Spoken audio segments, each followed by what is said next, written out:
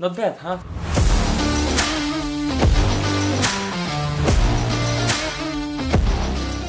So the footage you just saw was captured on this little DJI Mini 2, and I gotta say that I'm quite impressed by what this little guy can do. So this drone was released in November 2020, and for me personally it's still one of the best drones for its price. Now the first thing that I like the most about this drone is the weight. It weighs only 249 grams.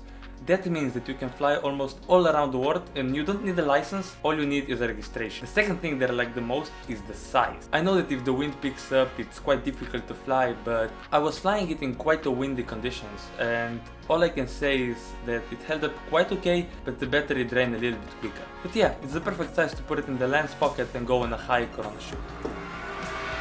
Now let's talk how it compares to other drones. We all know that we cannot compare it to like a cinema drone with a red camera strap on top of it, but we can compare it to maybe other DJI Mavic drones. So before this drone I had a DJI Spark, and compared to this, DJI Spark was an absolute garbage. So it's a big improvement from other small DJI drones. So I have never flew other DJI Mavic drones, but a good friend of mine has a DJI Mavic 2. And the only thing we can really talk about is the camera quality and the sensor, because right now you get a 10-kilometer range on all of the DJI drones and around 30 minutes of flight time. So the only thing we can really talk about is sensors and camera. So first let's talk about the sensors. If you're a complete beginner, then this might be a problem for you, but not a big one, since all of the experienced pilots turn the sensors off to fly closer to the object.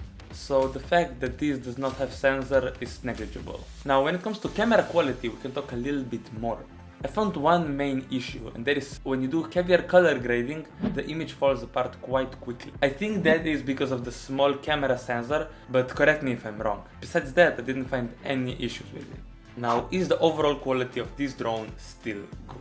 The quality of this drone is still just amazing. It can shoot 4K up to 30 frames per second and 2.7K and 1080p up to 60 frames per second. This is just like any other small quality drone on the market right now. After 3 years of owning it, I have zero complaints about it. Everything holds up together just like the first day I bought it. And the battery life did not get any worse. It is still around 30 to 25 minutes. It really depends on the style of flying and the weather. Now, not just the drone, the bag, cables, controller, everything is still like brand new. So I think you're on the safe side even if you're looking for a used DJI drone.